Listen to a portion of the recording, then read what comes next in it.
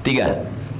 Au kasauta aurata, atau kau tutupkan auratnya. Kau tutupkan auratnya maksudnya kasih pakaian. Kasauta, kau tutup auratahu, auratnya, kasih pakaian, kasih dia baju. Seminggu yang lalu saya minta Wira mempos baju 1 kardus, bagikan ke Pak Pulan penjaga udah semua, bagikan ke Yayasan Hajah Rohana 1 lagi. Karena saya setiap acara tuh koko sama kemeja sama batik. Batik itu asal sudah saya pakai sekali tak suka saya. Saya tak hobi buka batik, saya suka pakai baju putih. Nana dipakai. Itu apa disimpan di lemari berjamur, bagi. Pakai banyak orang nanya, banyaklah Ustaz dapat sarung ya, dapat baju. Tak ada. Kau tanyalah Ustazah, habis semua bagikan. Itu apa disimpan? Ini disimpan sampai 3 lemari. Mati kita, pakai kain kapan? Disimpan rok, baju, kemeja, batik di 3 lemari. Pas mati, ada orang Islam mati pakai batik? Mati pakai kain. Disimpan, dikasih kapur barus, disetrika, disemprot, di laundry, dicuci. Jaket kulit, jaket itu. Pas mati, kain yang tak pernah diurus itulah yang menyampul badan. Kain. Di antara ibu ni semua, siapa yang sudah menyiapkan kain kapan? Belum ada. Saya ada tasnya di kamar, ada di rumah. Tanya sama ustazah, saya siapkan kain kapan. Nanti kalau aku mati, ini kainnya. Supaya ustaz tu jangan cuma ceramah, ingatlah mati, ingatlah mati. Rupanya yang disuruh ingat mati orang, dia tak pernah ingat mati. Saya sebelum saya menceramahkan, santri sama istri mesti tahu, aku menyuruh orang ingat mati, kain kapan ku dah siap, batu nisan pun dah siap. Saya pesan sama kawan saya, tolong kau buatkan nisan. Mat udah siap, ku antar ya, jangan dulu bilang. Nanti terkejut orang rumah. Jangan dulu, kau pegang aja dulu bilang. Nanti kau dengar berita aku mati baru kau antar. Kata dia, kok aku duluan mati gimana katanya. Kau bilang sama anak kau, nanti kalau kau duluan mati dia ngantar ke rumah aku. Kalau aku mati kau jangan datang, aku bilang. Kenapa kata dia? Tanganku tak bisa menghapus air matamu.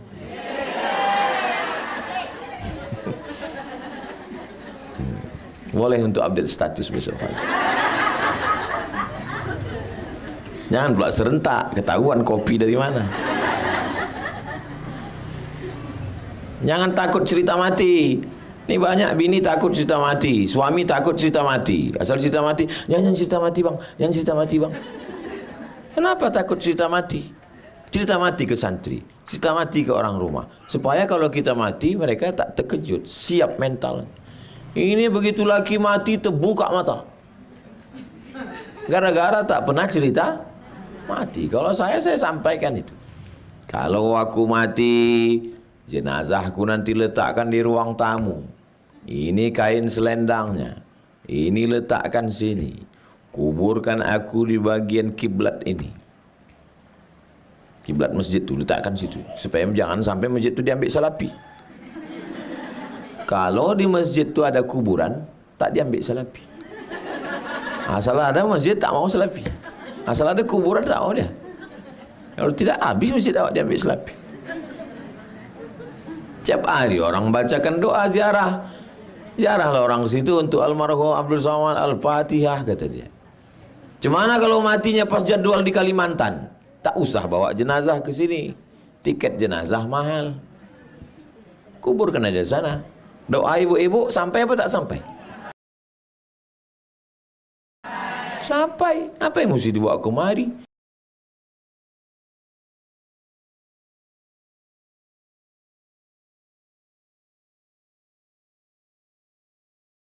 Ini sayur kol. Ini kambing. Dia tengok kambing. Mak ada Ustaz Somad sini kata dia. Masa jenazah awak sama kambing? Ngapain mubazir? Pesankan itu. Kalau kebetulan jadwalku pas di Medan mati, kuburkan dekat almarhumah mak. Dah saya beli tanah 22 meter kali 60 ke belakang dekat sungai. Aku bilang sama sepupu-sepupu semua, aku dah belikan kalian tanah. Siapa yang mau ambil lah. Sampai sekarang belum ada yang ambil. Saya dekat sama sepupu-sepupu saya ini supaya nanti kalau ziarah dekat. Sekali lalu pas mau puasa tu dekat mereka ziarah, tak perlu pergi ke sana pergi kemari. Untuk semua yang ada di sini Al-Fatihah kata dia. Itulah yang kita harapkan. Apa yang diharapkan hidup ini? Hidup cuma numpang singgah sejenak. Sementara hari panas bernaung di bawah pohon yang rindang. Tak lama matahari redup, perjalanan pun berlanjut. Itulah hidup. Yang kaya pun mati, yang miskin pun mati. Pejabat pun mati, rakyat jelata pun mati. Yang putih pun mati, hitam pun mati. Yang hitam dimakan cacing tanah, yang putih ada rupanya cacing, kata cacing, yang ini jangan kita makan, putih kali kan. Mana ada. Ini dulu kita makan enak nih kata cacing. Yummy kata cacing.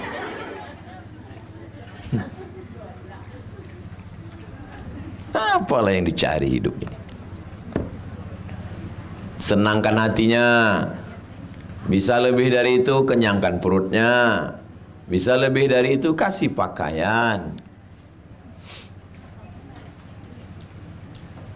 Saya kalau bawa makanan, keripik, kerupuk, dodol, kacang mete, kacang tojin, asal tinggal di dapur itu, besok jangan tengok lagi. Habis disedekahkan ustazah. Kalau tak di booking, disedekahkan semua. Untung tak kain sarung awak habis semua.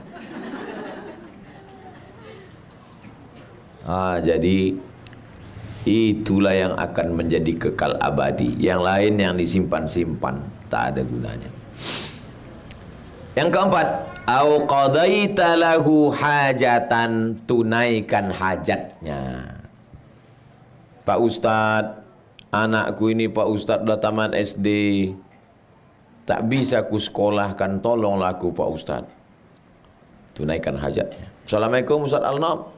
Ya, ini anak ini Ustadz Al-Nob, tolong terima dulu di Nurul Azhar Palas. Dah, besok datang lagi mak. Tak lulus pula anakku tes Pak Ustadz. Cemanalah caranya?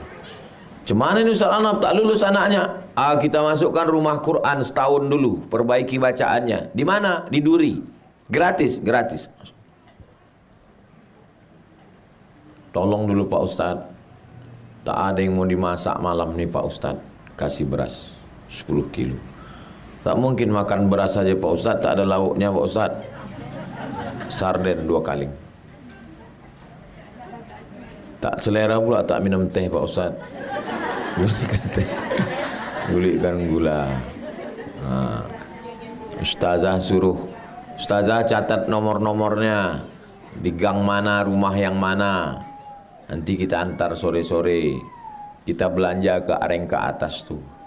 Jangan suruh orang belanja. Jangan cuma kasih duit, tak terasa ke lubuk hati kita. Kita belanja, kita mikul, kita bawa, kita nyerahkan. Tak perlu dipoto. Yang pula foto posting. Alhamdulillah udah 3 kilo hari ini. Kamu berapa? Rusak. Kata Nabi, kalau mau melembutkan hati, at'imil masakin, kasih orang makan, fakir miskin. Wamsah ra'sal yatim, usap kepala anak yatim. Jangan cuma ngirim duit. Datang kita menengok dia makan. Bawakan. Ibu yang pandai masak nasi bungkus. Bawa anak-anak cari panti asuhan. Assalamualaikum Pak Panti. Waalaikumsalam. Saya mau makan sama anak-anak nih. Berapa orang sini? Ada 100 orang. Keluarkan. Semuanya? Enggak, 2 orang aja. Ya, jangan pula semua, awak tak ada kan? Saya cuma bawa 4 bungkus nih. Ambo cie, bini den cie, anak den do. Terus anak yatim ni mencaliak saya. Senangkan hatinya, kenyangkan perutnya, tutupkan auratnya, tunaikan hajatnya. Kami tak sanggup Pak Ustaz. La yukallifullahu nafsan illa usaha. Allah tidak membebani kita lebih dari kemampuan kita. Mudah-mudahan kita dimampukan Allah. Balik ibu dari sini, tengok jilbab-jilbab yang tak terpakai, tengok baju-baju, tengok kain-kain, bungkuskan. Makanan-makanan, bungkuskan. Bagi ke tetangga, ke jiran, ke kawan, ke sahabat. Itu apa disimpan-simpan banyak-banyak. Pada akhirnya kita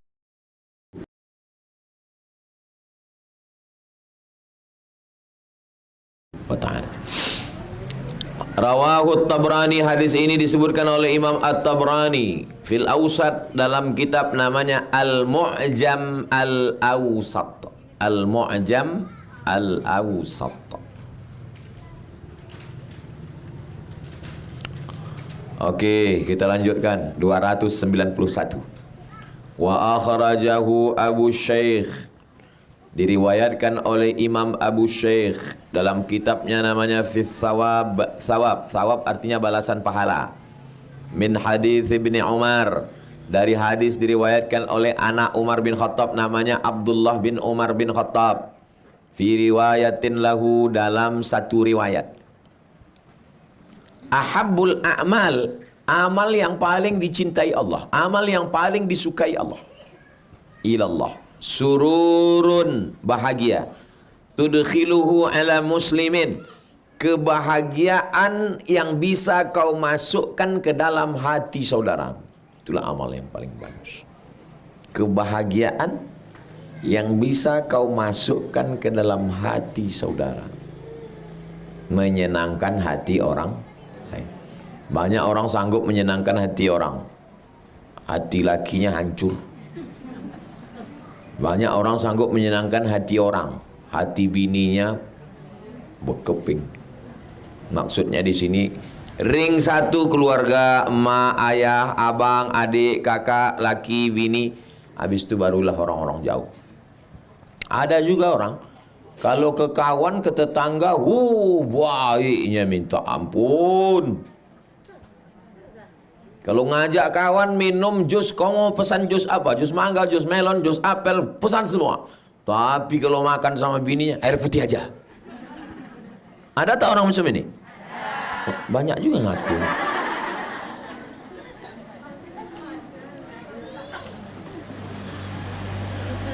Nah, au takshifu anhu kurbatan, atau kau hilangkan kesusahannya. Kalau mengadu dia dengan kesusahannya, kepayahannya, kesulitan hidupnya, maka tolong dia lepas dari segala kesusahannya. Tolonglah Pak Ustaz, anakku tak makan. Tolonglah Pak Ustaz, baju sekolah koyak. Tolonglah Pak Ustaz, sepatunya tarik. Tolonglah Pak Ustaz, ini tak ada minyak. Tolonglah Pak Ustaz. Kasih tolong. Tak ada ruginya itu. Tak miskin, tak susah kita gara-gara itu. Lepaskan dia dari segala macam kesulitan, kesusahan hidup. 3. Au tatrudu anhu ju'an, kau usir ju' artinya wa at'amahum min ju', usir ju', lapar. Siapa namanya? Si ju', lapar tadi. Usir kelaparannya, jangan sampai dia lapar. Zaman dulu lapar itu pantang, tak boleh. Zaman sekarang orang berlapar-lapar. Kau pucat kali muka, aku tengok, aku lapar kali. Kenapa tak makan? Diet. Apalah orang ini.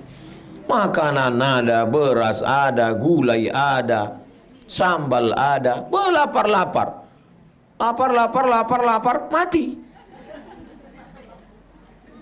Apa ditahan-tahan makan? Au taqdiya anhu dainan, bayarkan hutangnya.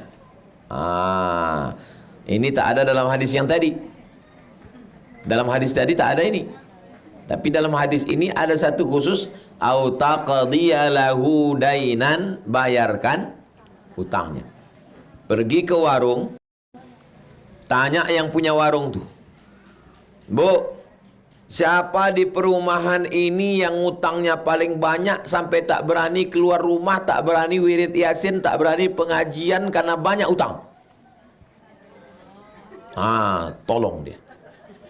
Kalau mau lepas kita dari masalah, begitu caranya. Mau lepas dari masalah ini 3. Yang pertama, berdoa. Yang kedua, sedekah. Yang ketiga, bayarkan hutang orang susah. Kenapa dia berhutang, Bu? Dia sibuk main online, Pak Ustaz. Oh, mampus di situ. Susah tolong-tolong lagi. Kenapa dia berhutang?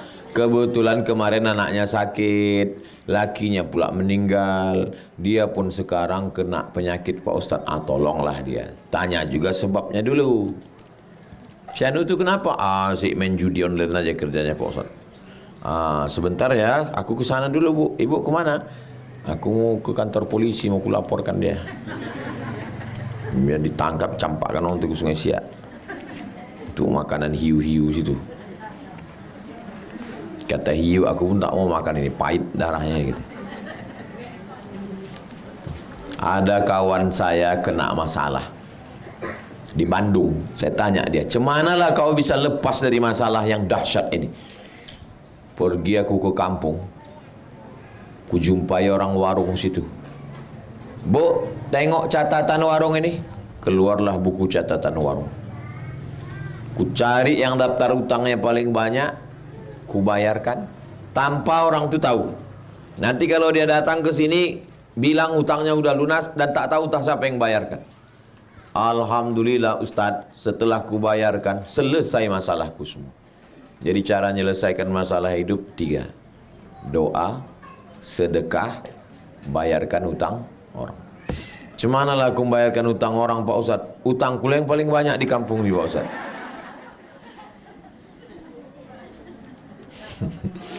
Nasiblah.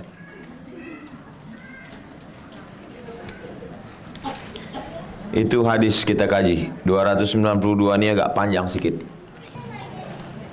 Bagaimana cara orang yang bermuka 2? Tadi baru kita bahas kemana diletakkan muka. Ini 2 pula mukanya. Satu di muka, satu di belakang. Orang kalau mau masuk ke hutan, mukanya memang 2. Satu diletak di muka, satu dibuat di belakang. Cari patung topeng di belakang. Karena harimau tak mau menerkam dari depan. Jadi kalau di belakang bingung harimau itu menerkam. Mana yang muka dia? Aku pusing kata dia. Gak jadilah, pergi aja lah kata dia. Itu kan dipasang muka itu 2, sini 1. Jadi kalau ada kawan kita, tetangga kita bermuka 2, berarti dia disangkanya kita harimau. Daripada kau terkam, biarlah muka aku 2 kata dia. Maksudnya muka 2 di sini adalah munafik. Di depan kita manisnya. Bercakap dia 5 menit kena diabetes kita. Saking manisnya. Tapi di belakang dia biasanya semakin tak terdengar suaranya, semakin akurat informasinya.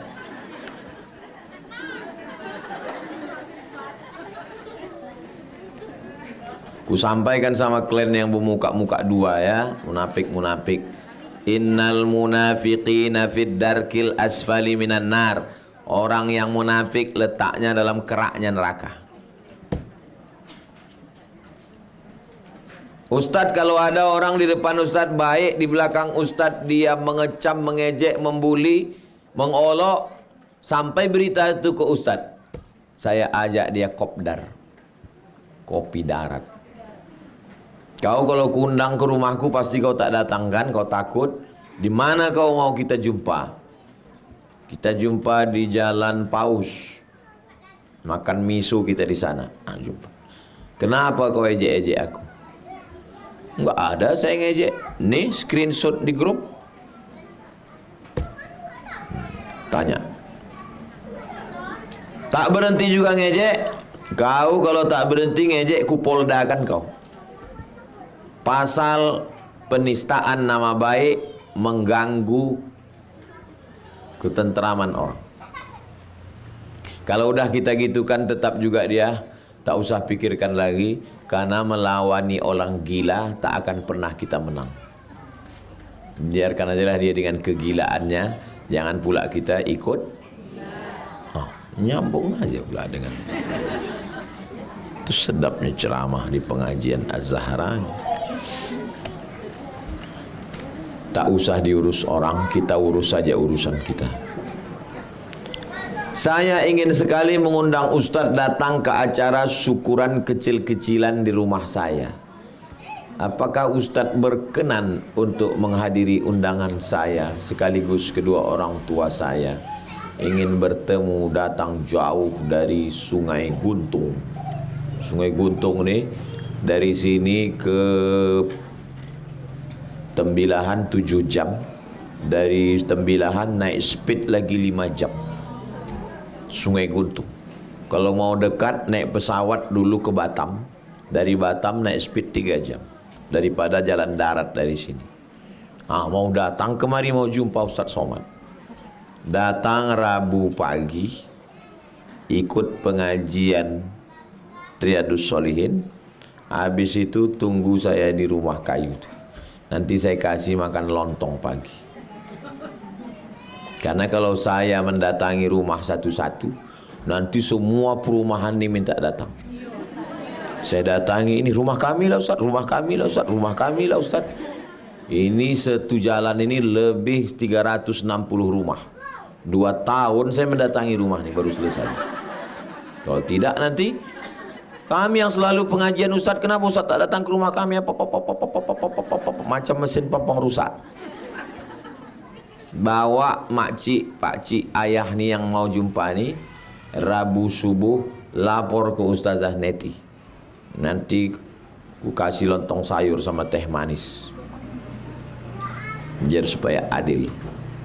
Mau berfoto sama Ustadz, syarat berfoto sama saya 2, anak-anak sama nenek-nenek.